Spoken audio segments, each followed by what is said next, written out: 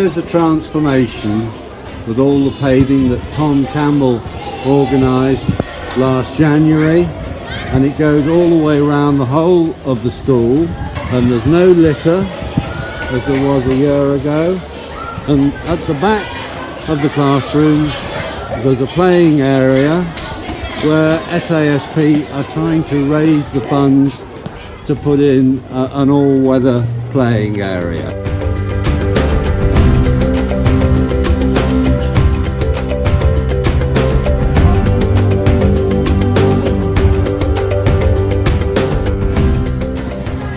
And this was erected by the charity in December 2018. So it's almost ready for now. Almost brand new. Yes. And we have space here for perhaps more Wendy has. Yes. If we look at it, it's a cost-effective concept because, as Mr. Duplessis just mentioned, you can actively run a class of 20 comfortably. A class for 40 on the prefabricated classrooms that are supplied by the government or supplied by the Education Authority are 300,000 rands, and that is only double the size of this building, which costs 36,000.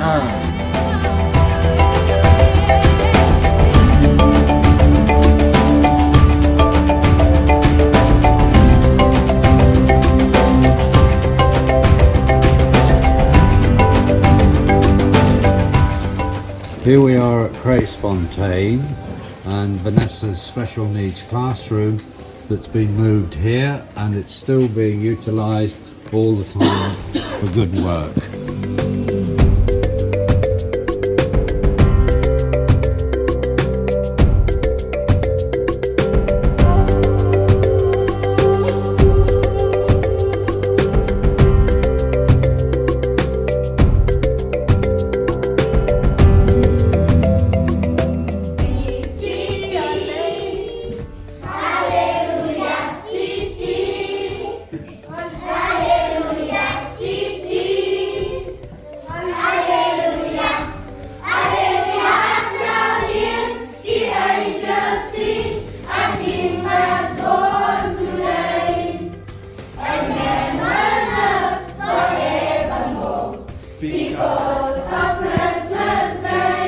It's always a pleasure to come to this school. I think it's a special place, and the charity have been involved with SASPUK for well over 12 years. It makes us all very happy at SASP to see such happy faces, and I can't wait to see you open these presents and to see your faces there. And just remember, everybody from England, that this is probably the only present at Christmas that these children will receive. 3, 2, 1, go!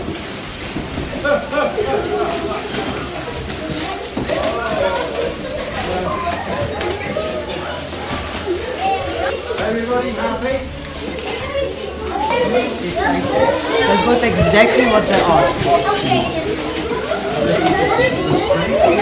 I'm standing here outside Port Elizabeth University, where I want you to meet one of our very first bursary students, Lechesme. A lot of you may well ask, does a donation to SASP change anything? Well, I want you to take a look at this remarkable young lady. I'm currently in PE, Port Elizabeth at the Nelson Mandela University, doing my second year. I'm at home currently. I was busy doing my practical for education from the university at my former primary school at Fraslafte Primary. I was doing my practical experience because we have to do it in our second, third and fourth year as preparation for becoming a teacher. A lot of changes happened while I was gone. When I was here, there was 1,400 learners, and now there's 1,700 learners, and the pressure on the teachers has increased immensely because the classes is overfull. So in 2012, at Geslaagdes primary prize giving event, I received the bursary from the SASP. I was so shocked because I didn't think at that moment that I would be so blessed to receive this bursary. A couple of weeks after I received the bursary, my dad passed away, and it left our family was just left stranded there. He was our only breadwinner at the moment. My mother didn't work at the time because I have a younger brother which is disabled and he has special needs at that particular moment. So the bursary was like a financially breakthrough for our family and for my mother because she had a lot of stress upon her shoulders. So the bursary provided for my school uniform, books, stationery, and it also paid for my tuition fees for secondary school. My mother was my only support at that time. She was my anchor. She didn't have much, but she did everything in her ability to provide for my basic needs. At that particular point in my life, I was drowned. I've had all these negative comments that I was going to fail. I was not gonna make it in life. But then I received this bursary and it motivated me to achieve more in life, to be more dedicated to my academic work at school. So for me, success was falling down 9 times and getting up at 10. When I graduate as a teacher, I would want to come back to Geslaagdes primary school. I would want to come back and give back to the community because there's so many children.